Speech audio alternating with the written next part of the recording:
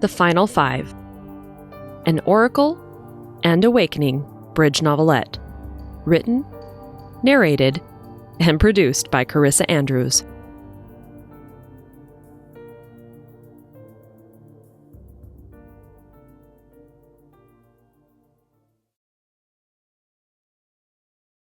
Prologue. The awakening for me happened quickly. It also happened excruciatingly slow. After years of struggling, wondering what my purpose was, feeling like I was missing something, everything suddenly became painfully clear. It was like the light switch had been flipped on, and it was the cue I was waiting for. The human race is flawed. It's always been. Which is why I suppose we're all in need of an awakening. We didn't know it at the time, nor did we appreciate the gravity of it all. We were merely vessels lying in wait. It's funny how you can go your whole life questioning your worth, to suddenly find yourself not only with purpose, but on the precipice between good and evil, or being the bridge between creation and destruction. I remember the first inklings when, in my mind, I began to realize I was different. The year was 1999, and another precipice, I suppose. I was 21, and for the first time, I was awakening to my inner soul's cries. I'd never felt fully comfortable with traditional, organized religion, yet I still felt a spiritual calling. It was an ironic juxtaposition, to be sure, at least for a confused 20-something growing up in the heart of the United States. There was too much hypocrisy for my liking, and I couldn't understand why so many people flocked to it. It was the camaraderie, I figured. Actually, there's quite a bit of truth to that assessment. As part of my coursework for college, I'd found myself in a comparative religion class. Within the first day, I knew I'd learned more about humanity's spiritual similarities than I ever had in all of my years in Catholic Sunday school. They were all, in one vein or another, cut from the same cloth, not vastly different and worthy of fighting over. Throughout the 12-week course, I studied everything from Christianity and its variations to Buddhism, Islam, Hinduism, Judaism, Satanism, and even Wicca. There were many more, but they were merely touching points on a tapestry woven to share the same message, regardless of the name its followers prescribed to. I'd often looked at the faces of those in the class, wondering if they felt the same profound shift I did. Their blank, often bored expressions told me they were more asleep than they were awake, in more ways than one. My soul blossomed from there, and I dived into embracing a side of myself I hadn't realized I was missing, my inner love of the goddess. Wicca became my voice for the injustices I saw in the world and the hypocrisy inherent in modern religion. Mostly for the unfortunate way women were treated, but also in the way it led to the rise of avarice, power-hungry men and their desires to exploit women, children, and the poor. Well, just about anyone, really. Yet as much as I turned my back on any relationship I held with the divine masculine, I knew I was out of balance. One could not exist without the other. Each energy needed the other, in tandem, the way a child craves the attention of both parents. It was the way I craved the attention of the divine. While Wicca isn't goddess worship, excavating her story stole my attention for a while. I learned as much as I could, swallowing all of the history, mythologies, and stories I could manage. I needed to make up for lost time. I studied Buddhist teachings, meditation, and how the present moment is central to pulling yourself out of a world of lack, anguish, and pain. Later that same year, I had another awakening. It was the year The Matrix came out, and while many looked at the movie as a classic now, at the time, many people didn't get it. It seems odd now, perhaps, especially as technology has changed and evolved. It's easier to see the correlations now, but at the time, computers were just making their impressive nature known. There were no smartphones. Websites were rudimentary at best, and we had to wait minutes to dial into the internet if you were going to get connected. No one could use the telephone. It was torture.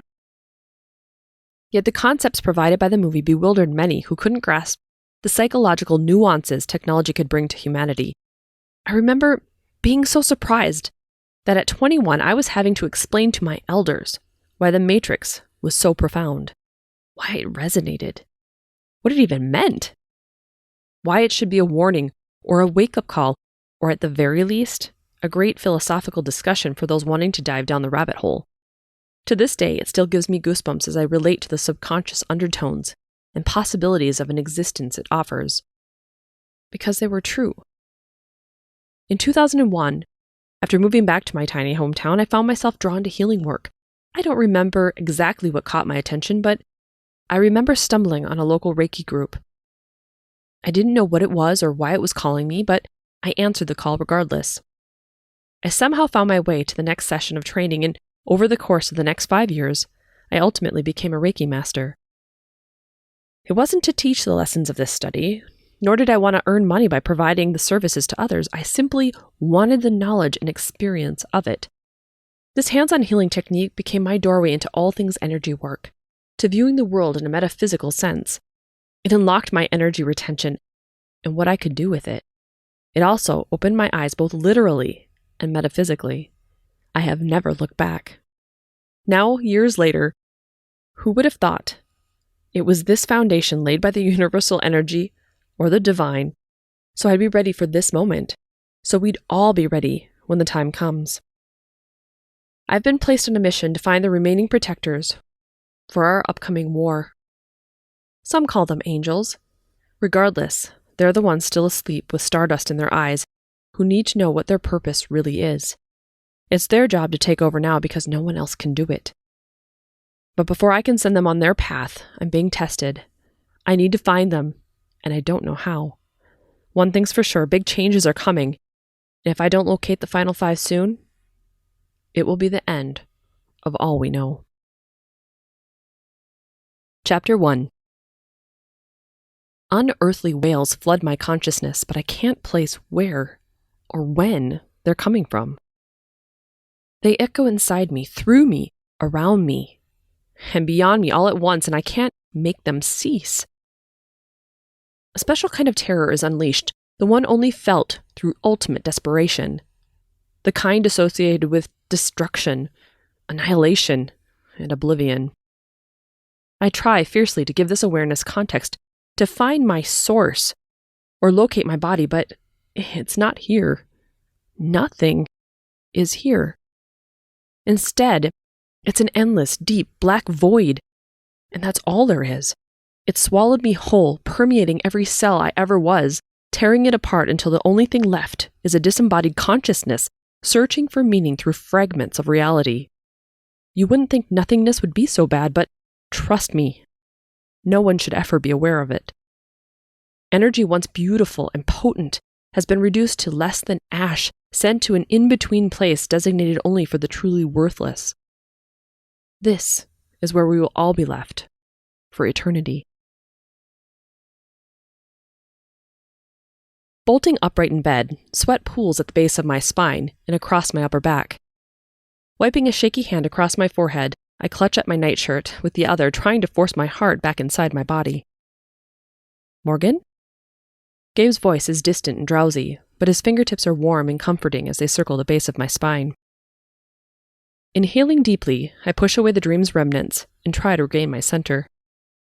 Sorry. Bad dream, I whisper. Go back to sleep. It's okay. I reach out, gently stroking his bare shoulder, trying to convince the both of us. He grabs my wrist, twisting to face me as he tugs my hands to his heart center. Even in the darkness of this room, I can feel his piercing gaze on me. Don't lie to me, he whispers back. His radiant hands enclose mine as he holds it tightly, trying to soothe it still. But my body won't stop shaking. Blinking back tears, I bite my lip. It's coming, Gabe. It's coming soon, and I don't know if... He sits up in bed, reaching for the lamp and clicking it on. Warmth floods the room, washing a level of peace over me I didn't realize I was missing. I should have. Only light can drive out the darkness. His crisp blue eyes take me in, his pupils wide with worry. Taking a deep, deliberate breath, he cradles my jaw in his palm. You're the bridge. You knew this would happen. You knew the responsibility that comes with this. Taking another breath, I let my shoulders somewhat relax. He's right. We're on the brink of planetary transformation. Big, powerful, potent transformation. The thing is, it could go either way for humanity, and I'm not quite sure how I feel about that. I'm a part of it, but kind of not. These dreams, they suggest something bigger. The darkness is coming for all of us if something isn't done. One big problem, the ones who can do something don't even know the fate of the world rests with them, not yet. Adding insult to injury, if survival can happen, humanity will have to pull their heads out of their collective asses. The way things have been going, I'm not so certain they'll be up to that task. Avarice is too widespread and ignorance is more than blinding. Regardless, the one thing I know for sure is if I don't fulfill my purpose to find the remaining protectors, and soon, we can pretty much kiss this plane of existence goodbye. What did you see this time? Was it any different? Gabe asks, his voice angelic and soft. Shaking my head, I travel back to my dream. No, just the empty, desperate nothingness. And the tortured cries, I say, shuddering. That's good. It means nothing has changed yet. Remember, you're being shown this as a reminder, nothing more. We need to know what's at stake in order to fight for it or against it. I know, I'm afraid we're not making progress. We're still nowhere close to knowing who or where the final five are. It's been years now, years since I was wakened to my calling, to this enormous, hidden purpose burning inside me. To be one of the first was a weird privilege and an extreme burden. Do you know what it's like, knowing something so monumental it could alter the course of history, of life as we know it, and having utterly no one on the planet you can share it with? It sucks. Then, things started filtering in, my objectives as they were. It was all in snippets, little enlightenments, spells I could cast, people I could touch with my awakened essence, and it would rage through them like a storm. The light I was able to gift to each spread like wildfire once it reached its precipice. I was no longer in control of it. The energy did its own thing. And yet, I'm back where I started, on the hunt to fulfill my purpose, my final purpose. Finding the first of the protectors was a cakewalk compared to this last group. Yet, without these final five, everything else will be for nothing. So I continue onward, even though this task has been nothing short of futile. I don't know where they are or why they're still hidden from me. Perhaps they're not ready to know yet, or perhaps it's the divine will of the universe. Whatever it is, something has to give soon. The urgency to locate them and get this ball rolling is building with intensity. These dreams are happening all too often, and they're growing in severity, as much as I hate to admit it. Being the bridge between the universal energy and humanity is a bizarre twist I didn't see coming, especially since I already know this will end for me. When I've done my job, when the war comes, my part is over. I've foreseen the end for me, well, assuming things work out the way they're supposed to. See, that's the funny thing about Providence squaring off with free will. It's a crapshoot of who the hell knows. Gabe watches me, remaining silent as I try to bring myself back into the here and now. His strong, energetic presence is more than I deserve at times. And others, it's the only thing keeping me tethered to my mission. When it's time, things will move quickly. You know that, right? He says.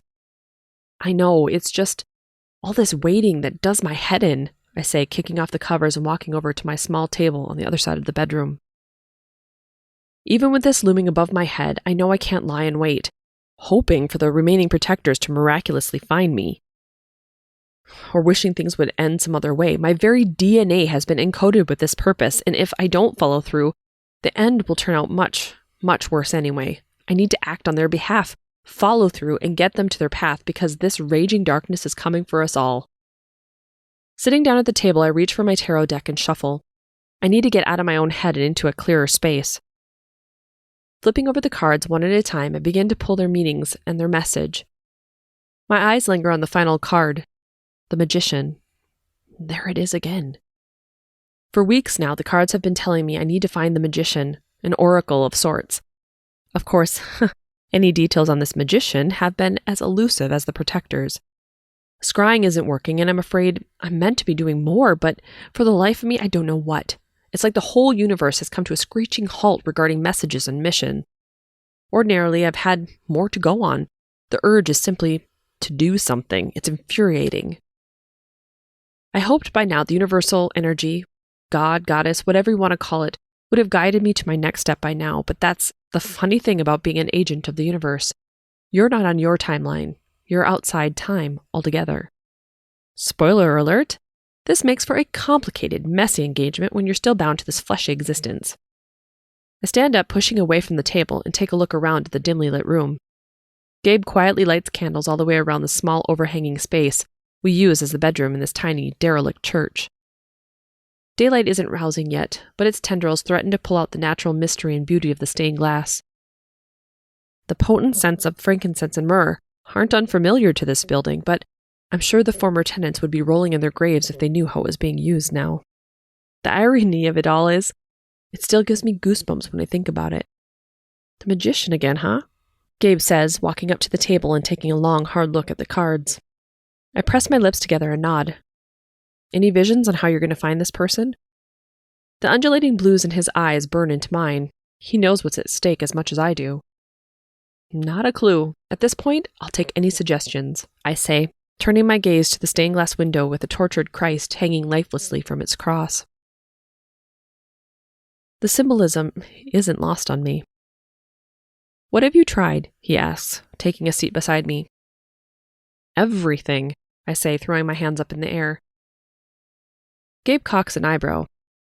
Okay, I've been watching the signs and waiting. I don't know what else to do. Placing his elbow on the table, he rests his head in his left hand. Morgan, you and I both know when the timing is right it'll happen. I don't know why you worry so much, he says. The creases of his eyes soften empathetically. Tears threaten beneath my eyelids, but I fight them back. There's no time for emotions, not now. The dreams are getting worse, Gabe. I don't understand. Contractions, he whispers, drawing me close. Excuse me? I say, making a face. You're having labor pains. The universe is giving you the signs, urging you forward, but it's not time yet. I blink back my surprise. Wow. That was actually very astute, I say. I'd never thought of it like that. He shrugs nonchalantly, sliding me that sexy grin he does so well. Maybe Gabe's right. Maybe it's just the universe getting me ready, but maybe it's pushing me too. Either way, it's time I find this oracle. Chapter 2. Even labor can be induced. Gabe's insightful words have lingered with me for the past couple of days, and I finally think I have the answer to my questions. Did you say you found a way to locate the oracle? Gabe asks, walking into the loft from the stairway. We'll find out. I figured the only way to find an oracle is to hunt for the authentic ones first, I say, shrugging. Psychics are often a dime a dozen, but the truly gifted, those are much harder to come by. If I can narrow down the list, even whittle it to a few hundred, I can work my way through them. My spidey senses have been spot on up until now. I've given the others their missions, set their purpose into motion, so I have to trust I'll be able to do the same now. Okay, he nods, pressing his lips into a thin line. What? You don't sound convinced, I say, shooting him a look. Would you be? He cocks an eyebrow. I walk to the large chest at the end of the bed, opening it to peer inside. I grab a number of ingredients needed to cast a locating spell. No swift comeback. I'm guessing that's a no then, he chuckles. Are you going to shut up and help me?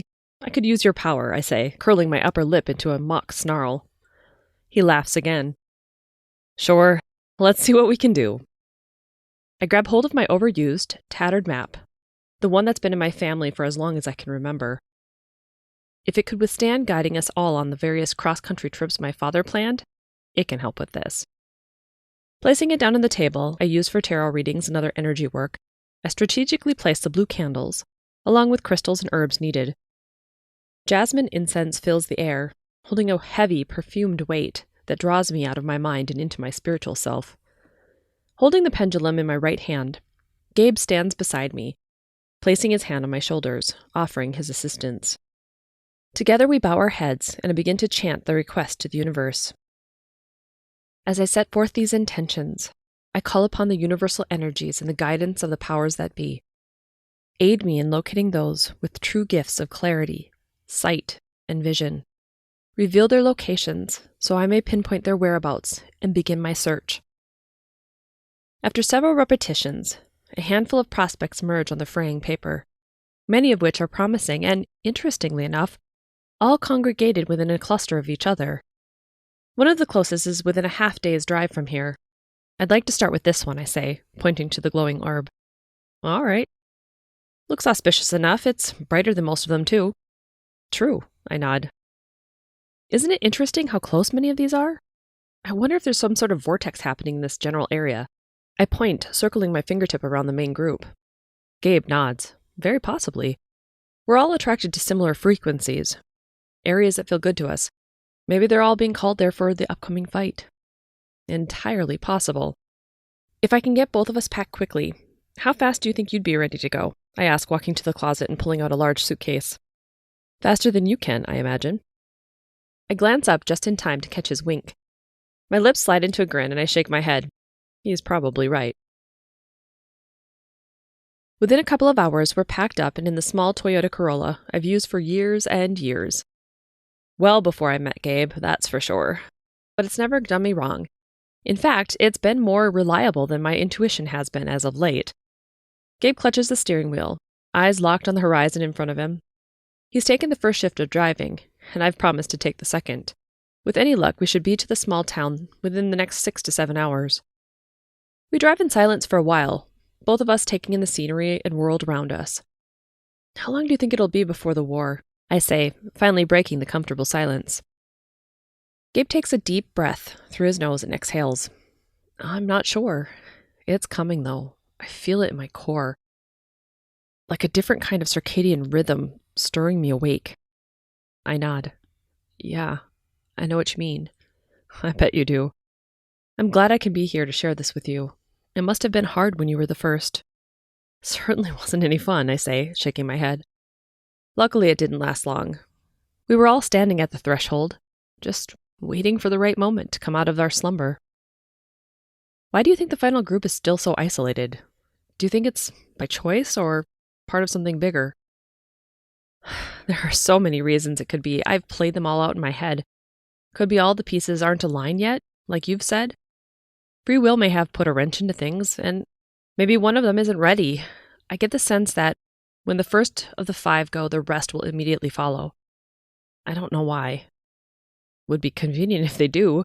I mean, can you imagine going through this same thing 4 more times? Ugh, I groan, sitting back in my seat. Exactly, he nods. For the most part, the drive is uneventful, essentially flat and open, with intermittent moments of scenery worthy of attention. As we follow the Mississippi south, Arkansas is a much prettier state, although the small cities along the waterway have certainly been hit hard by the recent recessions. Are you ready to take over for a bit? Gabe asked, turning his gaze briefly to me. Sure, may as well. With a loud crack, then grinding noise, Gabe slams on the brakes and pulls off to the side. As we come to a stop, the Corolla groans loudly. What in the hell was that? I say, kicking my car door open to have a look. Gabe pops the hood as I inspect the rest of the vehicle. By the sounds of it, I'm thinking it was the suspension. Everything looks fine under the hood from what I can see. When was the last time you had this thing serviced? I shrug sheepishly. I have no idea. Well, we're going to need to have it looked at. Reaching for his cell phone, Gabe walks away, dialing for someone. Hell if I know who. Shit, I mutter under my breath. This is so not the best time. A moment later, Gabe is back at my side. He slides his phone into his front jacket pocket and leans beside me. Good news is, there's a small auto shop just down the road.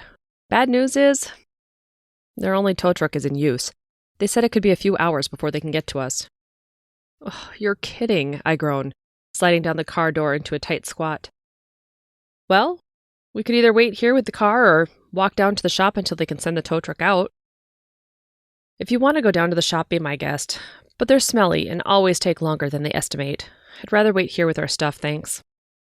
Gabe sighs, crouching down beside me. Fair enough. Nearly 6 hours later, the MIA tow truck has taken our car. Parts have been ordered, and we have a rusty turn-of-the-century Buick with our name on it. Ugh, stupid car. Can't believe of all the freaking times, now is when it decides to crap out on me. I plopped down on the park bench outside the dinky small-town auto shop. The small crew was super nice. But it's going to be days, maybe weeks before my car is fixed. Hey, it happens, Gabe shrugs. Don't panic. These guys said they can fix it, right? So what if we have to hang out for a couple of days? It's sort of quaint. You don't get it. This urgency isn't going away, Gabe. I feel it. I don't know. I feel like if we don't find this oracle or find the final 5 soon, I'm going to go completely mental. Maybe you already are, he chuckles. Shut up, I say, sticking my tongue out. I lean forward, resting my elbows on my knees and covering my face. Gabe sits down beside me, placing his hand on the place between my shoulder blades. I take a deep breath, leaning into his warm, radiating energy. Suddenly, the most beautiful music I have ever heard floods into my consciousness. The early tendrils of the song are akin to wind chimes, but grow with more intensity and melody, forcing me to look up.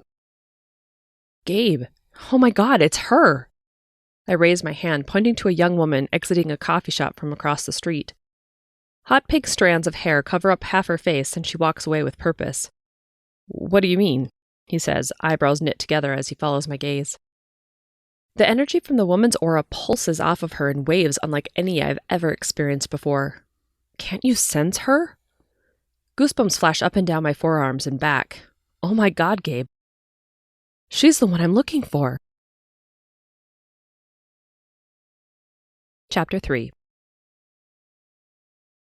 The universal energy has its sense of humor intact, I see. I roll my eyes, leaning back on the park bench. Stumbling on the oracle here, in this small podunk town, was the last thing I expected. The young woman looks no older than 25, but the air of the ancients rolls off of her in waves. It's a powerful, heady mix that I could sit and soak in all day if she'd let me. What are you going to say? Gabe asks, nudging me from my energy high. Taking a cleansing breath, I shake my head.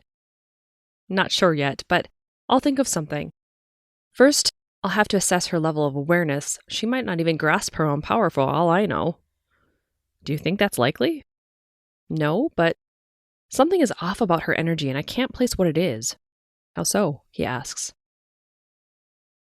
It's almost scattered or maybe bound in some way. I'll learn more first and dig more into the why later if I can. Gabe nods. Do you want me to come with or stay here? Why don't you check on that rental and make sure it'll actually drive? Might be less intimidating if this conversation is woman to woman. Head over to the small bed and breakfast up the road and I'll meet you there in a bit. She's on foot, so she can't be going that far. I lean over, placing my lips against his briefly before popping up and dusting off my jeans. His lips curve into a smile and his blue eyes blink dreamily. Okay, my love, he says. I grin to myself, placing a hand on his cheek before walking away. Shoving my hands into my pockets, I throw him one final glance over my shoulder before turning the corner. He waves, staying seated on the bench for a moment longer. I stay a ways behind the woman, following as closely as I dare as she meanders the streets, clearly in her own world. The trail of energy she leaves behind and its cascading colors are like nothing I've ever seen before. She's in a league of her own. Along her route to wherever it is she's heading, she stops, gazing in on the busy playground in the middle of town. Children meander here and there, screams of joy and squeals of laughter intermingling together, with the thumping of footsteps up ladders, steps, and plastic climbing walls. The creaking sounds of swings as they arc back and forth stay in rhythmic timing with my heartbeat. Hanging back, I notice the way she takes them all in, soaking up their innocence like a sponge. She doesn't linger long, turning soon on her heel with a bit more purpose than before. Glancing at her watch, she picks up her step. I have to half jog to keep up with her, so I don't lose sight of her in the distance. Unfortunately, I'm not fast enough. She turns a corner, and as I round the bend, she's nowhere in sight. Damn it, I mutter, raising my hands to my head and combing my fingertips through my scalp. Not even the colors or energy from her remains, almost as if she wiped it all clean when she vanished. Who the hell are you? Involuntarily, I jump at the voice from behind me and spin around. The young woman stares me down, nostrils flaring and jaw tight. Stumbling for words, I take a step back. Her energy has pulled back tight, closing in around her like a protective shield, and nothing like the heady aura from before. Answer me, she demands. The bright pink strands from her bobbed hair blazed just like the golden flecks in her eyes. My name's Morgan. I couldn't help but notice your energy. Snorting indignantly, the woman places a hand on her hip and practically strikes a pose. Are you trying to be funny? She says, because you're kind of miserable at it. I shake my head. I'm not following you. Look, lady, I don't have all day. Either explain to me why you're tailing me or be on your merry way. Either way will make me perfectly ecstatic, she says, narrowing her eyes. All right, this is going to sound crazy, I say, sensing if I'm not blunt, I'll lose my chance. You're speaking to the crazy choir, Morgan. I live in crazy. Get talking, she says. I was searching for you. Well, not you exactly, just the idea of you, I guess. The woman quirks an eyebrow. And anyway, I think you're supposed to help me. With what, exactly? Speaking in complete sentences? I look around the street. People begin to filter around us, each on their own way to wherever it is they're going. Do you have somewhere more private we could go? The woman's face pulls in tight as she considers. Sure, but I don't have a hell of a lot of time, so you're going to need to haul some ass. She turns on her heel, making her way down the street. Her pace is quick but direct as I struggle to keep up. A couple of blocks away, she turns up the steps of a quaint little cottage on the corner. Without the blinking neon sign with a spiral-palmed hand and another flashing psychic, I would have thought it was simply her house. Well, I guess that answers one of the questions. She definitely knows she has a gift. I suppose it also explains why she thought I was being funny. She opens the door, leaving it open wide enough for me to follow her inside. My senses are assaulted by the smells of incense as they mix together in a potent aroma only a metaphysical shop can produce. There you are, my dear, a flamboyant, albeit well-groomed man says from behind the counter as we walk in. And who is your lovely guest? Morgan, the woman says with a flat tone. The man cocks his eyebrow and wanders out with a hand outstretched. Well, hello, Ms. Morgan. I'm Ronaldo, Diana's assistant, he says with a faint flourish as he juts his chin out. Diana. Okay, now I have a name. Hi, Ronaldo. Nice to meet you, I say, shaking his hand. Other than his flamboyant personality and obvious sexual preference, Ronaldo is absolutely ordinary in every way. He smiles awkwardly, glancing from me to Diana as he awaits a signal, or a command from her, I suppose. So, what exactly do you think I can help you with in this less open space? Diana says, leaning against the counter and crossing her arms and legs. I eye Ronaldo, narrowing my gaze as I return it to her. Anything you say to me, you can say to Ren, she says, shrugging her shoulders. Fair enough. I was led to you, and I think you're supposed to help me with my mission, I begin. Which is? She says, widening her eyes in irritation. My God, it's like pulling teeth with this one. Diana glances at Ronaldo and rolls her eyes. I'm really better with energy than words, I say. Reaching out, I pull her arms from beneath the other and place her palms between my own. It's easier to show her than to explain. And if she is who I think she is, it will mean more too. Instantly, the images of my mission stream from me to her, almost like an automatic download or streaming of data. I show her the other protectors, how I've found them, who and what they are, and the urge I have to locate the final 5. Holy shit, she says, ripping her hands from mine. Chapter 4. Diana's face is ashen, and her lips tremble slightly. She inhales long and slow. Ren? We'll be in the other room, she says, tugging my arms and leading me out of the small shop and further into the cottage. Scratching the back of his head, Ronaldo simply nods to himself. Yeah, 'cause that wasn't at all weird, he mutters as we walk away. I can't help you, she says, taking a seat at a small reading table, likely used for tarot readings or palmistry. My jaw drops open. I don't understand. Why not? First of all, the kind of power you're looking for to locate these beings, I don't have it. Secondly, you're not even operating at the right time of the month. For this kind of magic, you need a full moon and a hell of a lot of focus. I can wait, I say, shaking my head. The full moon isn't that far off. Besides, my car's in the shop. I'll never get over the serendipitous timing of the universe. Diana leans back, placing her right leg over her left knee and crossing her arms. All right, let's say I help you. What would I get out of the deal? Her blonde hair falls to the side, revealing more of her bright pink strands. I lean forward, placing my hands over the back of the chair opposite her. What do you want? She chews on her lower lip and narrows her gaze. Let's say we manage to pull off that kind of power. I want to harness some of it for myself, she finally says. I shake my head. I'm not sure that's a good idea. I mean, there's a lot that can go wrong with redirection, especially after something like this. I have been trying to find them for ages and nothing has worked. I've been led to you in order to have you help me. Then, I'll have to find a way around the feedback problem. I can pull in my friend Dimitri. His gifts are just as powerful as mine, maybe more so. What is it you want to do with the energy? I say. My insides twirl into knots.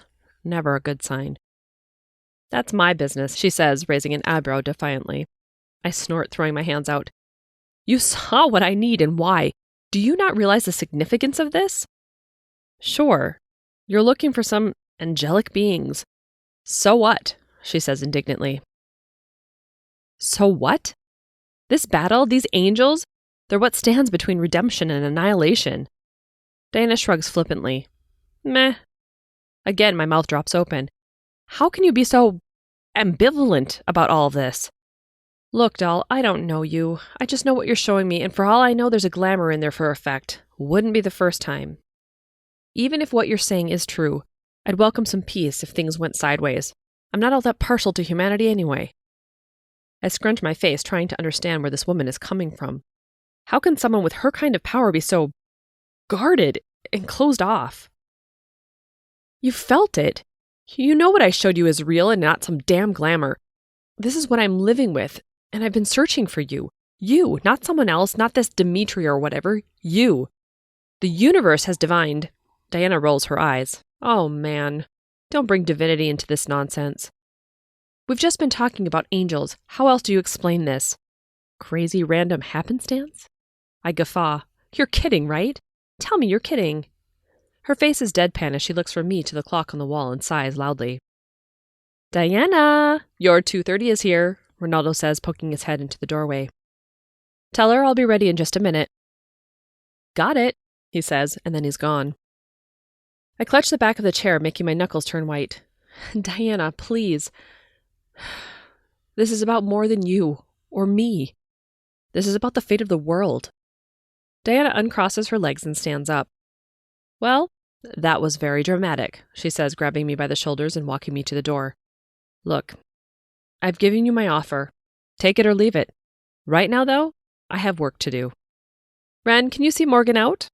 Sure thing, Ren nods, fluttering his eyelashes and flashing a smirk. Anna, are you ready? Diana says, looking beyond me to a woman, perusing the wall of metaphysical books. Anna glances between all of us, then nods. Come on back, Diana says, gently pushing me toward Ronaldo as she waves Anna in. The two of them walk into the dark room together, and the door closes behind them. Ronaldo shoots me a sympathetic grin. Is she always so abrupt? I ask. No, honey, you have no idea, he says. How do I convince this woman what's at stake? More importantly, why the hell would the universe guide me to her so dramatically only to be shut down by her own selfish desires? Am I supposed to help her too? Was there anything else you needed? Ronaldo asked, tipping his head slightly to the side. I shake my head, trying to gather my senses. No. Thanks, though, I say, standing up straighter and thrusting my shoulders back. Actually, can you tell Diana I'll think about her proposal? Can do, he nods. Thanks. I walk out of the small cottage shop and back onto the sidewalk. By far, that was one of the more unusual encounters I've had in a long time. Ordinarily, when shown anything by me, regardless of their level of awareness and psychic ability, people come around quickly. Most of the time, I don't even need that level of connection. I can just send them the nudge, and the energy does the rest. Shaking my head, I thrust my hands in my coat pockets and start walking back to the little B&B to meet up with Gabe. The walk out in the fresh air does me some good. Clearly, there's more to this whole thing with Diana than meets the eye, but maybe I'm not meant to understand it. Maybe I'm just meant to be here to facilitate. As I walk up the front steps to the small bed and breakfast, Gabe steps out the door. Hey there, love. I thought I sensed you coming, he says, grinning. Really? It was that obvious, huh? His blonde hair bobs up and down. Yep. How'd things go? Did you track down the Oracle? Yeah, I did, actually. So I'm dying here. How'd it go? Well, it was odd. Odd? Well, aren't most psychics? He chuckles. Yeah, but this one was more than most, I say, shaking my head. She has some unreal power. I mean, we're talking the kind most people would dream of. I don't know, she's meant for bigger things than this small town, but she's so prickly. Gabe snickers. What are you laughing at? Well, if you were meant for bigger things but stuck in a small town like this, wouldn't you be a bit prickly too? Maybe she's just waiting for her big break. You think that's it? I say, tugging my eyebrows in. He shrugs. Why not? She wants me to let her harness the energy when we're done. I just don't know if it's wise to work a redirection. She even wants to bring a friend in to help her, but she wouldn't tell me what she wants to use it for. Does it really matter? I mean, if she's the Oracle, she probably has a good reason. Do you think you would have been guided to her if she was up to no good? Well, I suppose not, I say, biting my lip. Seriously, what's the worst that could happen? He says, wrapping his arm around me and leading me inside. Chapter 5. I stand outside Diana's small cottage shop, waiting for her or Ronaldo to arrive. The sign on the door says they're open at 9, but it's already closing in on 10. I hope someone gets here soon, or I'll have to leave and try again. After talking with Gabe, it's become clear I need to at least give her offer thorough consideration. But if I'm going to be able to make a proper decision, I'll have to meet this Dimitri and assess his abilities for myself. Hopefully, I'll be able to get a good reading from him, and it can set these butterflies in my stomach free. Clicking sounds from the cottage draw my attention, causing me to stop pacing and turn toward the shop door. What are you doing here? Diana says, holding onto the large wooden door. I've been thinking about what you said, I start, and I'd like to meet this Dimitri. I can't promise anything yet, but if I can get a better sense of him, it will help. Diana takes a deep breath, then nods. All right, I can make that work. Can you come back here at 6 o'clock? I'll give him a call and have him meet us here. We can chat out in the garden. I nod. Sounds good. Thanks, Diana. I'll see you then. Yep, she says, closing the door. As I turn around, I bump straight into Ronaldo, nearly toppling us both over. Oh my gosh, I'm so sorry. I didn't see you there, I say, dusting off his arm. Ronaldo waves a hand dismissively. Don't worry about it, honey.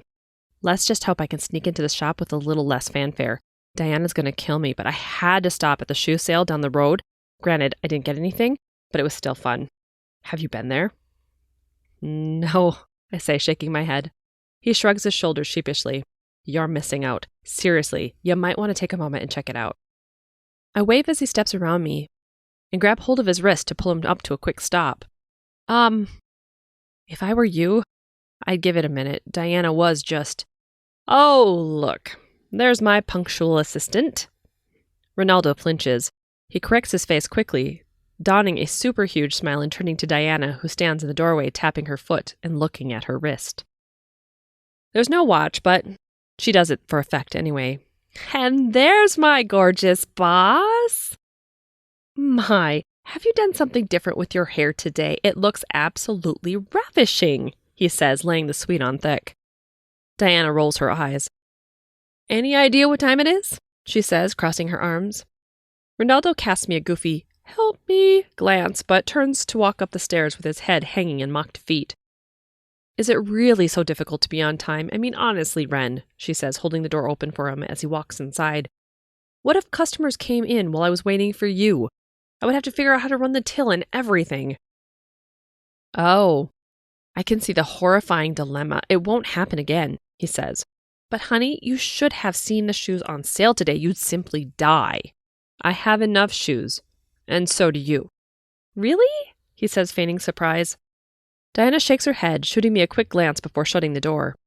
Her exterior says one thing, but her eyes twinkle with, I'm not sure what. It's almost as if she gets a kick out of the impulsivity and unpredictability of Ronaldo. I can't help but grin to myself at their unusual connection. I don't know what drew the two of them together, but they certainly work out in their own weird way. As promised, I turned up at 6 o'clock to the small shop. The interior lights are out, and even the flashing neon signs are off for the night. "Oh, here we go," I muttered to myself. Did she dupe me? As I walk up to the front of the building, I hear laughter coming from the back of the cottage. Changing course, I walk around the side of the lot, finding a side door to the gate partly open. "Knock, knock," I say, entering the small garden. My mouth drops open in amazement. The sheer number of flowers blooming this early in January is astounding. "Wow," latching the gate behind me. Diana and an older man, at least in his 50s, sit around a small outdoor patio table with drinks in hand. In the low light of the setting sun, the patio looks magical, as twinkle lights hang around the small enclosed garden. It's almost like stepping into a secret garden in another time and place altogether. "Ah, Morgan, there you are," Diana says, standing up. Her easy grin slides into a more businesslike expression. I wave awkwardly, trying to assess the dynamic. The older gentleman's energy is sweet and kind, and certainly powerful in its own way. He has gifts, no doubt about it, yet nowhere near the heady, potent mix rolling off of Diana in waves. "This is Dimitri," she says, waving her hand his direction. Walking up to the table, I thrust my hand out. "Nice to meet you." The moment his hand connects with mine, the energy transfer is simple. He's a gateway, nothing more. In order to get to Diana, I must first go through him. He's also a conduit for something, though I'm not quite sure what. "Nice to meet you, Morgan. Diana here tells me you have some powerful gifts of your own," Dimitri says. His gray-blue eyes twinkle, mimicking the way the sunlight sparkles on snow. "She did?" I say, raising an eyebrow. "Come on, everyone, sit." "Morgan, would you like something to drink?" Diana says, pointing to a small cooler to the side. "No, thank you. I don't drink," I say, waving my hand. "I have water in there, too, if you'd like." "Sure, that'll work," I nod. Diana digs into the cooler, then tosses a small water bottle through the air. I almost catch it, but instead it bounces off my fingertips and lands on the table with a loud thud. "Well, that was graceful," she chuckles. My face flushes, but I can't help but laugh. "I can see why you don't drink," Dimitri says, winking. His plump cheeks are almost as flushed as mine feel. Diana chuckles, taking a seat at the table. Clearing my throat, I turn to Dimitri. "So, I hear you and Diana go back a ways." Dimitri raises his eyebrows. "Diana opened up with you?" I flip my gaze from Dimitri to Diana and back again. "Not exactly. I was trying to make small talk to open things up a bit. I guess I assumed, based on the request to pull you into this, not to mention all the laughter I heard when I came up." "Ah," he tips his head. "This now makes more sense." "Well, at least your plan worked." "It did? It's opened up the dialogue, hasn't it?" He grins. "So tell me a little bit about what it is you'll need us to do." "Well, it's hard for me to describe exactly. From what I'm gathering, it will be more intuitive on your part. I'm searching for some people, but I can't find them on my own. For whatever reason, they're hidden from me." "Do you know why?" I shake my head. "No, I've tried everything I can think of to locate them. The way I've found the others anyway, but these ones in particular have been difficult. After a lot of reflection, I was guided to find an oracle, which led me here." "An oracle, huh? What an old-fashioned term," Dimitri says, turning to Diana. "Well, it sounds like we may need to invoke the violet flame, don't you think?" Diana nods. "Yep, exactly what I was thinking." The violet flame is old magic. Hardly anyone knows about it, much less uses it. The energy in my body surges, a knowing beyond my conscious mind and more in tune with the hidden forces of the universe. Instantly, I know we're on the right track. Maybe Diana knows what she's doing, bringing this Dimitri guy in after all. Chapter 6. My face must have given me away because Dimitri takes a swig of his beer and leans forward. His face is serious, but I can't help but stare at the gray streaks running through his ashen hair. The violet flame is a transmutation tool. It will help us to transmute and transform any energies that might be going astray. It'll help us pull them back on track and set things on their course. Granted, it will only work if the energy surrounding everything needs to be transmuted. His voice drifts off and his eyes go distant. I suppose that's why you're looking to harness the energy, Diana. Dimitri turns to Diana, who grins broadly. I don't get it. Am I missing something here? What would you need to transmute, I say. Let's just say Diana has lots of history to contend with, Dimitri says, taking another long sip. Diana shoots him an irritable glance but nods. There are some things I'm trying to unravel myself. Things in my past I don't remember, she says, narrowing her eyes and making a face. It's no big deal, but I'd like to move past it. And you think by harnessing the leftover energy, you'll be able to access what you need too? I think it's starting to make a little sense. Glad we could clear it up for you, Diana says, chuckling to herself and taking another swig from her drink. There's obviously more to the story that she doesn't want to share, which is fine. We're all deserving of our privacy. As if reading my mind, Dimitri turns to me again and says, So, Morgan, what about you? When did you first know you were psychic? I glance up, taking a moment, thinking back to when it all began for me. I've always had gifts, but I suppose for me, it was around the turn of the millennium, I say. Aw, isn't that cute? She's a baby, Diana says, cooing. I pull my eyebrows in. I was 18 at the turn of the century. How old was she? 5? Dimitri chuckles. Ignore her. Sounds like it was some pretty powerful energy for you. This transmutation or drive for you. This has always been about finding people? What's that all about? They're more than people. They're incarnating to stop the impending war. They're angelic, Diana clarifies. Whoa, like the biblical end time sort of thing? He asks, eyebrows furrowing. You could say that, I nod. It sounds so corny when people say it like that, but yes, in a nutshell, that's pretty much the gist. Huh. And here I thought helping Mrs. Tromdahl find her long-lost love was a big deal. Dimitri laughs. Oh, trust. That was a big deal. You finally got her off my back, Diana laughs. Very true. Dimitri chuckles. Is she still in Bermuda? Gods, I hope so. I sit back in my chair, taking in the easy atmosphere the two of them have. It's certainly a different perspective on Diana I didn't know existed. It's also the easiest and slightly strangest conversation I've had about angels and sending them on their mission. Dimitri shakes his head. So we're dealing with big-time, end-of-the-world stuff. Do you have any guidance on what it is you're hoping to accomplish? Are you trying to manifest them? Just get a location for them? What? I pull out the ragged map I used to locate Diana. It's been tried and true for years. Setting it on the table, I place a hand gently over the top. I'm hoping to use this. It hasn't steered me wrong yet. So a real map it is, he nods. A girl after my own heart. None of this craptastic technology BS taking over the world right now, Diana says, pointing to it. May I? I bite my lip but slide it across the table to her. Opening it gingerly, she looks it over in great detail. It has a lot of aura about it. I can see why you use it, she finally says. It's been in my family for a long time. My dad used it when we went on family trips. It's always guided us and kept us on course. It just seemed natural for me to continue its work. Nice, Dimitri says, taking another sip of his beer. Well, I think it'll work nicely. The residual energy it holds should help us connect to the lost angelic beings. Is there any reason you didn't want to invite one of the others? You know, the ones you've already found to be part of this?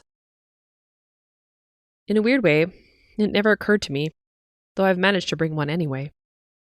If we need one, it won't take much to get one here, I say. Do you think you'll need one to make this happen? Dimitri and Diana exchange glances. I don't think so, but let's not rule it out just in case. Can you make sure your angelic being is in town at the full moon? We'll plan to do the ritual as it rises. The energy should help. Then if we need a unifying field, we could always rely on his or her influence. Would that work? Sure, I can make that happen, I say, nodding. Dimitri leans forward and splays his hands across the table. All right, so we have a plan then. We'll run through the ritual in a week and a half. In the meantime, I'll work on digging up the decrees and invocations. Diana, do you want to make sure that we have all the supplies we'll need? Damn if Ren can't find some of the more obscure stuff faster than I can. On it, she says with a tip of her head. So that's it. We get our stuff together and wait for the full moon? Did you expect something more spectacular? Diana chuckles. I honestly don't know what I expected. Though I was hoping to have answers sooner rather than later. I feel like I've been waiting forever to get to this point. Funny thing about universal energies, they like to operate on their own frequencies, Dimitri says with a lopsided grin. Very true, I nod, thinking back to my conversations with Gabe. Did Diana tell you how I found her? Dimitri shakes his head. I was on my way to Friars Point, but my car broke down just outside Helena. At first I thought it was a derailment, but I should have known better because I saw her walk out of the coffee shop right across the street. They both nod in sequence. Sounds about right, Dimitri says. Alrighty, people. Grab your drinks. Party time's over, Diana abruptly announces. I gotta get my beauty rest. Chapter 7. Waiting for the full moon is torture. In all honesty, I'm not even sure the moon will offer much in the way of the energy we need. But if that's what Diana and Dimitri need to feel like they can make this happen, I am more than happy to oblige. It's not like the car is done yet anyway. The last update we got was another week out before the final part arrives. In the meantime, I can't seem to sit still. I'm on the precipice. I know it. But the end is still so far away. The best I can do is follow the signs, call upon my own source energies, and hope for the best. How are you doing? Gabe asks, pulling me from my thoughts. I nod. Okay, just getting impatient. It feels like we're so close, but still so far. I have no idea if this is even going to work, but I really hope it does. It'll work, Gabe says, walking up to me. He places his hand on my back, circling the spot between my shoulder blades the way he does. I really hope you're right. It's such a strange feeling not being the one in control. I'm not used to it. Maybe that's why it's happening, to allow you a chance to be the one to view things from the outside for a change. You've been acting as a bridge for so long, maybe it's time for you to take a step back to allow things to unfold as they will. You're getting close to the end, after all. Perhaps. Gabe takes a seat beside me, smiling the way only he can, the kind of grin that illuminates a room without even trying. Why don't you go have a word with Diana? Maybe getting to know her a little better before the ritual will help ease your mind. It'll probably be good for you both, at least from how you describe her. I glance up, peering into his wise blue eyes and open face. He's been my own personal angel from the very beginning. You're right, I nod. I don't know why I didn't think of it myself, I say, shaking my head and pinching the spot between my eyes. Because you're too worried about the outcome, and not focused enough on the presence of those you're surrounded with. You and I both know the journey is as important as the destination. Hell, being here could even be another reminder, he chuckles. I know, you're totally right. It's been such a bizarre few years getting everyone into play, knowing I have to, knowing there are elements I just don't really fully understand. I guess it's just wearing on me. Gabe's eyes twinkle. It's been a while since you've been this off-center. You're usually the grounded one of the two of us. I smile at his sly humor. It's just been hard, you know? When you're working on something over and over and over but seeing no results, it starts to get a little disheartening. Gabe nods. I know the feeling. It'll be over soon. Aren't you just a little bit scared? I mean, knowing what's coming, knowing what's at stake and what we're going to be called to do? His piercing eyes go distant for a moment, and his mouth puckers when he thinks. No, I can't say I'm scared, but then again, I see things from a different perspective than you do. Death and rebirth are all the same thing, and I know no matter the outcome, something new will emerge, hopefully for the better. But what if it's not? Then the forces of good will have to continue to try, he says, softening his tone and touching my cheek with the back of his hand. I sigh, leaning into his touch. The outcome isn't the concern. You don't have to carry that burden. You only need to focus on what you're guided to do. I guess that means I should go talk to Diana then, huh? I say, gazing into his eyes. Whenever he speaks of our mission, I know I have to stop and listen. I know how important his words are and what they mean to everything. He nods. I think that would be a great place to start. I'll give her a call right now, I say, standing up to find my cell phone. Hey, Morgan, it's Ren. Look, I know Diana's been giving you the slip the past couple of days. Don't speak a word of this to her, but if you head over to the diner, you'll catch her on her lunch break. Go to the back corner, away from the windows. It's where she always likes to sit. I clutch the phone to my ear, breathing a sigh of relief. It's been 2 days since I first tried to get Diana to chat alone, but she's been keeping me at arm's length. Thanks, Ren. I appreciate it, I say, giving Gabe a thumbs up as he walks into the room from the bathroom. She's just walked out the door about 5 minutes ago, so you'll want to make it quick. She doesn't like to linger long just in case she's spotted. She has a tendency to get cornered to give free readings and such, you know? Okay, I'm grabbing my purse and heading out now. Thanks, Ronaldo. Anytime. I click the little red hang-up button on my cell phone and shoot a glance at Gabe. She finally willing to meet? He asks, setting his cup of coffee down on the table beside him. Not exactly. That was her assistant. He sort of gave me a tip on how to pin her down. Well, when needs must, he says, shooting me a sexy wink. A shudder runs up my spine, and I can't help but remember how incredibly lucky I am to have him in my life. Looks like I'm heading to the diner. Will you be okay for a bit? Oh, I'll find things to do, he grins. I smile. I'm sure you will. Try not to work too hard. Okay, be back soon. I lean forward, brushing his lips with mine. Looking forward to it. I steal one more glance his direction before walking out the door. Gabe is one of those souls everyone should have in their lives. His presence and encouragement always fills me with so much hope, even when I can't find it on my own or perhaps feel like I don't deserve it. It takes me less than 5 minutes to reach the diner by foot, one good side of being in such a tiny little town. I glance at the clock on the wall. It's just gone 2 o'clock, and the diner is all but deserted. Making my way to the back, Diana is right where Ronaldo said she'd be. Diana? I say, approaching her booth. Damn it, she curses, dropping her head. I am gonna have to have a word with Ren, I see. It's not his fault. He's only trying to help, I say, sliding into the booth seat opposite her. Fine line between being a helper and a traitor. Why are you trying to avoid me? I say, unable to help myself. I'm not. It's just, I'm a private person, and I know what it's like being psychic. Ah, so you're afraid I'm going to read you, I say, narrowing my eyes. Something like that. The waitress walks up to the booth, sliding a plate brimming over with a bagel, cream cheese, and a ton of fruit across the table, and shooting us both a look of surprise. Oh, I didn't know you were meeting someone, Diana, she says. Can I get you something, sweetie? Yeah, can I get a green tea? I smile. Diana rolls her eyes. Is that all? Yep, that's it. I nod. Coming right up. As the waitress leaves the table, Diana immediately digs into her food as if it's the first time she's eaten all day. Wow, hungry? I laugh. You have no idea. It's hard to wait for the diner to clear out before coming here some days, she says through bitefuls. I can imagine. Why don't you just have them delivered to your shop? For starters, they're not a delivery type of diner. Secondly, it's actually nice to get out once in a while. I just don't like getting cornered. She shoots me a knowing glance. I slink sheepishly into my booth and mutter, sorry. Here you go, honey, the waitress says, placing a cup of hot water on the table in front of me. She scoots a small container of tea bags beside it. Apparently it's a multiple-choice green tea kind of place.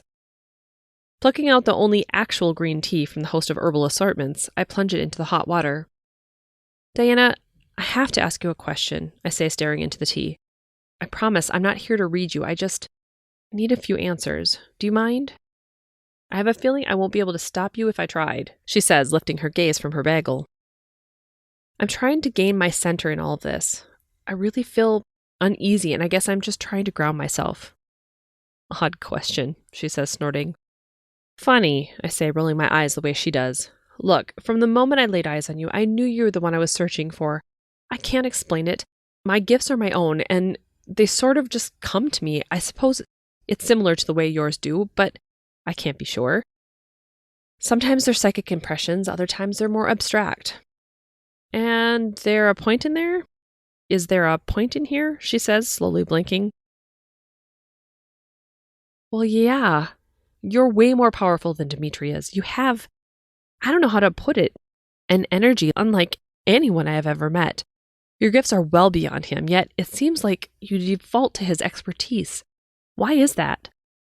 Diana leans back in her chair, licking some cream cheese off her lip. I can understand the need to find solid footing, and I am sorry if I come off, I don't know, harsh, I offer. I was going to say distant, but sure, harsh works. I've had a rough experience with people, and it's hard to be completely open. I'm hoping with the kinds of gifts you have, you can understand. I nod, though most of my experiences have been highly positive once I was awakened. It was far harder to be in the world when I didn't know what my purpose was and what was happening around me. Look, I like you. You're a good kid, she starts. I snicker at her words because I have a good 20 or more years on her. If all this works, and I'm able to get my memories, you will be the only person on the planet who has been able to help me. Guess that means I'll sorta owe you, she says, as if trying to convince herself. Okay. She takes a deep breath, placing her hands palm side up on the table in front of her, almost as if she's calling upon the universal energies for guidance. For a moment, she pauses, and I watch the light as it bends to her will. The white and orange glowing tendrils from the sun's rays in the far windows arc in spirals around her as she soaks in their energies. Watching me closely, she tilts her head to the side as if listening to something only she can hear. Dimitri and I have a complicated relationship, she says. On one hand, I've learned a lot from him. On another, he's learned a lot from me. I suppose in some ways it's like a mother bird trying to teach her young to fly. I know I can seem like a downright bitch, and trust me, there's good reason. But the people who know me, really know me, well, they see a different side. I can't help it. Without meaning to, I get images of Diana's tear-stained face. Her clothing is old, tattered, and like nothing I've seen before. She clutches a man's body to her chest, rocking back and forth inside the mouth of a large cavern. Even from the vision, I feel her heart breaking and the enormous amount of pain she feels. You've been so hurt, I blurt out before I can stop myself. Diana's eyes widen, but she doesn't say anything. I'm so sorry. I didn't mean to. It's okay, she says, shaking her head. It's the nature of the beast, Morgan. I kept you away because I was afraid you'd uncover my darkest secrets if you were too close. My personal history is rife with struggles you couldn't even imagine. Try me. I might be the only one who really understands. Diana pauses for a moment, watching my every move. I lean in, taking a deep breath. Diana, I am here because I'm the bridge between the world of angels and the world of humans. I don't know how anyone else's life is more complicated than mine. Well, shit, when you put it that way, she says, rolling her eyes. But the smile twinkling in her eyes tells me I'm on the right path. Morgan, I've been at this a long time, trying to access my memories, trying to learn why I am the way I am. I reach out to comfort her, placing my hands over hers, and before she can say another word, more visions of Diana rush into my mind. I see her as a young woman, the same young woman she is now, but spanning not only years or decades, but centuries. This is why I felt the ancient magic surrounding her. It's why she called me the kid. She's not 20-something. Oh my God. How old are you? I whisper, my mouth gaping open. Diana pulls her hands back from mine, her dark eyes wide with surprise. Clenching her jaw, she sits up a little straighter. I am 2,384, she whispers. But who's counting? Chapter 8. My mouth drops open as I take in the revelation. I mean, I knew there was something special about Diana, something far more unusual than she was letting on. But this? Oh, don't look so surprised, she says. You're working with angelic beings and the end-of-the-world prophecies. Don't tell me you've bought into the typical societal beliefs on time and existence. I shake my head, still searching for words. It's not that. I understand time is relative in many, many ways. It's just, you're the first I've ever met who predates the birth of Christ? Yeah, well, what can I say? I like to keep a low profile. She shrugs nonchalantly. How is it possible? It's all I can think to say. I wish I knew. It's part of why I want to harness some of the energy you're bringing to the table. We're working with universal energies and, for lack of a better word, God magic here. I have tried everything to figure out my past and why I'm here, why I can't die, why my life continues on. And I'm serious. I've tried everything. Goosebumps spread across the back of my arms and up my neck. You don't know about your past? My words come out breathless. Nothing before the age of 24, she says, shaking her head. Guess that's why I still look like this. Wow, I whisper in awe. Diana leans in, her eyebrows tugging in and her lips tilting downward. I don't have to tell you that this stays between us. Of course not. I don't even know who I'd tell, to be honest, I say, waving my hands out in front of me. Diana nods. Good.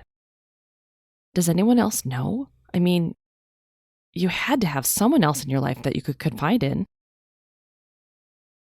Diana takes a moment, chewing on her lower lip. Right now, the only one besides me, and now you, is Dimitri. Ronaldo doesn't even know? Hell no! Are you kidding? I love that man to death, but he can't keep time to save his life. I wouldn't trust him with knowing anything about my own, she laughs. I lean back in my seat, taking a long sip of my cooling tea. So, it's all out there, Diana says. I guess now it means I can relax a bit around you. In all honesty, you could have, from the very beginning. This mission I'm on, it's not one many people understand, especially if they're not in it. I tried once, I say, circling my finger along the mouth of the cup. I thought my brother would understand. We'd talked for ages as children about how we felt different, but when I finally found my purpose, or I suppose it found me, he couldn't quite deal. He's atheist, after all, I shrug. The weight of Diana's gaze presses me to the back of my seat. He's afraid it's true, she says, after a few moments. He doesn't understand it, but he's invested so much of himself in the idea that there is no God, no rhyme or reason to this mess we call life. It would literally rip apart his world to accept your reality. I blink rapidly. I hadn't thought of it that way. I'll give you a little piece of unsolicited advice. Not everyone you love or care about is meant to go on this journey with you. Some are meant to influence the way you perceive the world when you are younger. Then they drop away, make room for new teachers, new influencers, new supporters. Is that why you isolate yourself? I don't see what you mean, she says, taking a sip of water. What you've been through, I can only imagine. You must feel like you've seen it all, been through it all. So what can anyone else possibly bring to the table? Something like that, she nods. Or does it have something to do with the man in the cave? Her dark irises almost look black as she locks eyes with me. What cave? I shake my head. I don't know. I just got a sense you lost someone who meant the world to you. It's made you, I don't know. It was a breaking point for you. It's turned you into a different person in a way. At least that's the impression I get. She says, staring at the middle of the table. I'm not sure what to make of that, to be honest. I've lost people, sure, and it totally sucks, but it's also a part of life, or at least life for everyone around me. Isn't that hard to deal with? It's not so bad. If you don't get too close, it's easy to move on. It sounds lonely, I whisper, my thoughts meandering to Gabe. I can't imagine my life without him. When the time comes, I shudder away the thought. Sometimes it's better than the alternative, she shrugs. Sorrow wraps around me in waves, rolling off her like ripples from a boat. She keeps up a good front, but inside she's hurting, and it's devouring her whole. Suddenly the air lifts slightly, and I get a vision of a man with dark hair and eyes. He has an easy demeanor, hard but loving at the same time. He's tied to Diana in ways I can't quite piece together. It's complicated and messy, and she has no idea he exists. She's too wrapped up in shielding herself to allow any new energies to flow to her. Instead, she's been hell-bent on finding out about her past. When the time is right, I can do something to set them on their collision course. All in the space of a couple of seconds, I see her change, going through the ages with different looks, clothing styles, and overall appearances.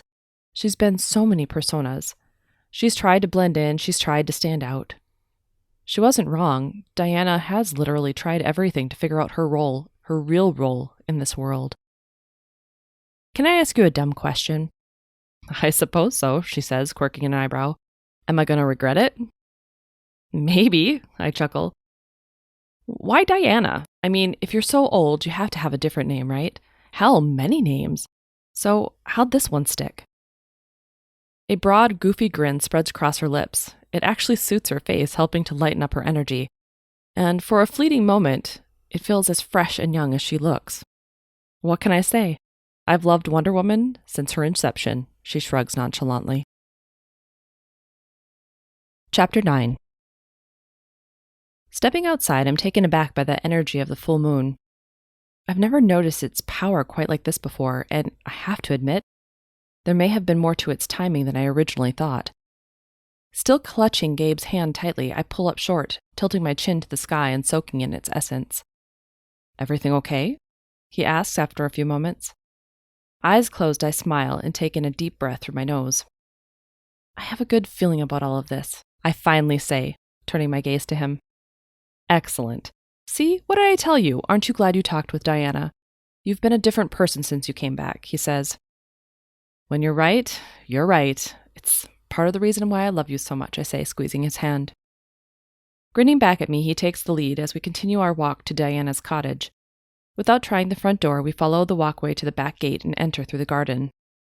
Dimitri and Diana are already there, working in silence. They busily set the stage, creating the sacred space according to their specifications. A small altar sits inside the larger circle of stones, flowers, and other items.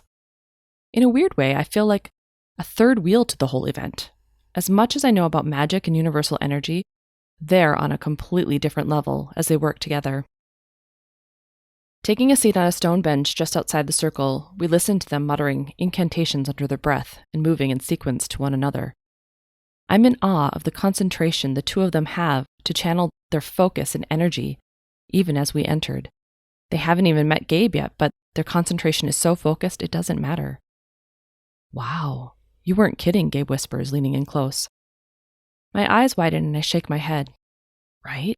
I'm telling you, Gabe, I could watch the two of them all night. The swirls of light around them alone are mesmerizing." He nods. "Even I can see it, so you know it's powerful magic they're operating with." After a few moments, Diana and Dimitri cease their work and walk up to us. "I didn't want to disturb you," I say, standing up. Diana lingers behind Dimitri, who thrusts his hand out. "You must be our angel." Gabe reaches out, shaking his hand and shooting me a sideways glance. "Just call me Gabe." "Nice to meet you, Gabe. Thanks for accepting our request to join us. Diana and I figured it would work best to have angelic presence intertwine with the violet flame's energy." Diana stands back up, her eyes scrutinizing everything that Gabe is, and I can't blame her. For those who can see him, the real him, he's beyond simply a gorgeous man. He is pure light. From her reaction, I know she can see through his persona and to the truth of him. "Wow," she finally says, her eyebrows arching high. "I've heard of angelic beings in passing from other psychics I trust, but in all my years I have never taken one in before. Until just now, part of me wasn't even sure you existed." Gabe smiles. "Unless we choose to reveal ourselves, you'd never know, even with all the power you have, Diana." "Good to know," she says, tipping her head to the side. "What do you need from us?" Gabe asks, wrapping an arm around my back and drawing me close. "Well, we'll need Morgan's map for starters. You brought it, right?" Diana asks. Nodding, I pull it from my back pocket. "It's right here." "Good. Gabe, can you imbue the map with some of your energy?" Dimitri asks, picking up a small, ornate athame. Holding up a palm, Gabe shakes his head. "That won't work for angelic energy." Instead, he takes the map from my grasp and walks to the altar with it. Kneeling down, he bows his head and places his hands on the map. Light bursts from his palms, escaping from beneath his pressed hands, and out the sides. The map glows brightly for a moment, then fades as he pulls his hands back. Stepping aside, he leaves the map on the altar and rejoins the group. "Wow," Diana and Dimitri say in unison. "Morgan, I'm going to need your energy within the circle, so if you can sit on the south end, you can be our anchor," Diana says, pointing to the spot in the circle she'd like me to take residence. "I'll sit to the north, and Dimitri will be working with the violet flame in the center. He has a lot of experience working with its energy, so I feel more comfortable being the conduit for everything else. Once the first half of the ritual is done, your half, we'll ask you to take your seat with Gabe so we can switch gears. Sound good?" "Whatever you need," I say, taking up my spot along the circle. "Gabe, if you can have a seat on the bench, that may work best. What you've given us is more than enough to call upon the energies of the final angels to open up. But we don't want to taint the energy, so it searches for you and not the others. Does that make sense?" "Perfectly," Gabe nods, taking his seat. Drawing a deep breath, Dimitri steps inside the circle and kneels in front of the small altar. Diana begins walking clockwise as she quietly sings while she sprinkles large crystalline chunks of salt along the circle's edge, binding the circle in protection. When she reaches her location at the north end of the circle seals itself, shooting rays of light straight up into the air and illuminating the three of us inside a pillar of moving radiance. Outside the circle, I can barely make out Gabe, sitting on the bench with his hands between his knees.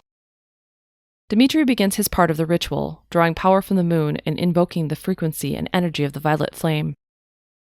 As it starts to flow, Diana pulls energy from me and directs it all like a composer, as it's directed to flow to the map. It's very clear she sees the energies she's working with just as much as I do. For a moment, I can't help but stare and watch in utter awe at the brilliance and beauty of it all. A broad, toothy grin spreads across my face. It's happening. It's finally happening. Things are moving again. Everything is finally coming into alignment. Soon I'll have all of my answers and I can finally move forward with my mission. And with a little luck, Diana will have her answers too. I love it when a plan finally starts to come together. Chapter 10. The combination of Dimitri's decrees with Diana's incantations sound like something more ethereal than of this world. The map glows under the direction of the two of them as they work together to pull in the violet flame energy, along with bringing in their own intentions. Purple, violet, and magenta energy swirls within the circle and between each of us. With a crackling sound, the energy pulls back and the map goes dark. Dimitri gently closes the map and stands up. Bowing to the altar, he walks to me and hands over the map. Your part of the ritual is complete. If you can exit the circle, we'll move on to the next phase, he says, his voice melodic. Without a word, I nod and accept the map from him. Energy rolls off of it in waves, and I know how powerful its significance is. As I walk through the circle, the pillar of light splits apart like a curtain. Diana picks up her bowl of salt and walks clockwise again around the circle to seal up the tear. That was fast, Gabe says as I take a seat. It really was, I say, holding up the map in both hands, equally afraid to take my eyes off the remaining ritual and look at the map. We sit in silence, watching the two of them take up different positions. This time, Diana sits opposite the altar from Dimitri, as he removes the ornate athame he produced earlier. He continues his incantation and decrees for the violet flame, as well as calling upon Saint Germain and the legions of light. Diana leans in, offering her hand as Dimitri gently flicks it with the athame. A small well of blood pools in the palm of her hand and she releases it into a small bowl on the altar. Without warning, the energy feedback from this tiny gesture rocks the sacred space, throwing Dimitri clear from the circle. Landing hard on his back, he blinks in surprise but scrambles back to the altar and places his hands on either side. He bows his head in concentration, his words barely audible. Through the divine power of liberty, justice, freedom, and victory, the violet flame transmutes this discordant energy back into light, cause, core, effect, record, and memory, now and forever. He repeats those words over and over. Suddenly, Diana's body stiffens. Her arms arch back with her entire being elevating from the ground. White light blazes from her eyes, fingertips, and hair strands, shooting out in all directions. Dimitri stands up quickly, stepping back with his mouth agape. From every direction and nowhere, all at the same time, a voice echoes in my entire perception like it's a part of myself and not something separate. Sacred information locked and stored can only be unbroken by the one bound to the initiation. The forces of karmic law are set in motion, but will only make sense in accordance to the will of the deliverer. For attempting to circumvent this law, a price must be paid. With that, the map bursts into flames in my hands, and I immediately drop it to the ground. Purple flames lick at the tattered document, consuming the entire thing in a matter of seconds. My mouth drops open in a silent gasp, and I watch everything I've worked so hard for obliterated before my eyes. Gabe's hand touches my back, but instead of being calming, I drop to my knees beside the pyre and raise my tear-filled gaze to the commotion in the circle. Diana's right arm, still flooded with light, reaches out as she places her hand atop Dimitri's forehead. As she does so, Dimitri's body goes completely rigid. His arms lay stiff by his side and his mouth opens wider than any human's should. White and blue light stream from his body as it's absorbed through Diana's hand. The whole thing takes less than a few seconds, but as her hand pulls back, the light from both of them subsides. Dimitri immediately collapses, falling to the ground with a sickening thump. The light from Diana takes its time being reabsorbed and redistributed. After a moment, her body lowers to the ground and the light in her eyes fades completely. Anger spikes inside my belly and I stand up. I had it. I had the map and you ruined it, I spit. Morgan, Gabe warms, his voice soft. She's not herself. Not yet. Give her a moment to come back. After a minute or two of complete stillness, not even breaths dare to break the silence, Diana begins to blink away the daze of whatever energy just consumed her. She shakes her head as she assesses the scene in front of her. Oh my God! Dimitri, she screams, her voice high and shrill. Diana rushes to Dimitri's side, falling to her knees as she reaches him.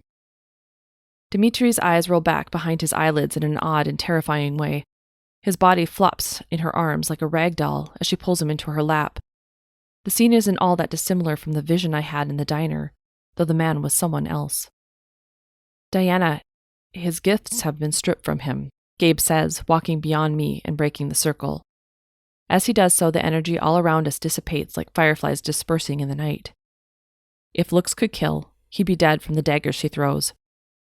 Magical after effects aren't always what they seem, she says. Just stay back. Give me some space so I can work with him. It wasn't your fault.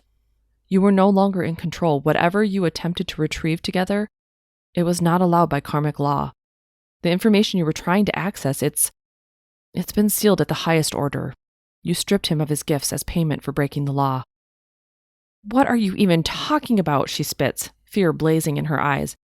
He'll heal, but he will have to pay penance. Penance? He was only doing what I asked. I should be the one doing penance, she says through clenched teeth. Tears brim on the edge of her eyes, but she blinks them back as she turns to him. Dimitri, come back to me. We'll figure this out. I am so sorry. Gabe bows his head, exiting the circle, to return to my side. I take a deep breath, eyeing the singed earth. Even with all the energy and power, what I need has slipped right through my fingers, and I'm back to square one. The one thing abundantly clear is the force surrounding Diana and her memories is not to be trifled with. There's potent magic there, and no one will unlock the information without expressed permission, whatever that may mean. Chapter 11. Clutching at the charred remains of the map, the ashes flit through my fingers like tiny gray snowflakes. My heart thumps unevenly in my chest. We were so close to having it all. Had we not gone ahead with Diana's plan, I'd be on my way to find the others by now. Silent tears stream down my face and my mind wheels through 1,000 different scenarios all at once. Anger wells up, not necessarily at Diana, but at the universe for guiding me here only to have everything fall apart at my feet, literally. It's all over, I whisper. How could this happen? Diana continues to work with the energies still abundant from the moon in an attempt to heal Dimitri and harness the powers it gives. While the energy continues to flow, it's clear it's not doing what she wants it to do. Damn it, she mutters. I'm going to get you some help, Dimitri. Hold tight. She sets him down gingerly, running to the small outdoor table and grabbing a cell phone. Quickly, she dials. Yeah. Hi, it's Diana Hawthorne. I need someone at my cottage right away. Thanks, Stacy. Hurry. We're in the back garden. My friend Dimitri needs to go to the hospital. Dusting off my legs, I stand up and walk to Dimitri. His face is ashen, but he blinks, trying to stay focused. Are you okay? I ask, dropping to my knees. Diana drops down on the other side of him, grabbing hold of his hand. The paramedics are on their way, Dimitri. We're going to get you to the hospital. Is all Dimitri says before closing his eyes again. Will he be okay? I ask. Do I look like a doctor? Diana snaps.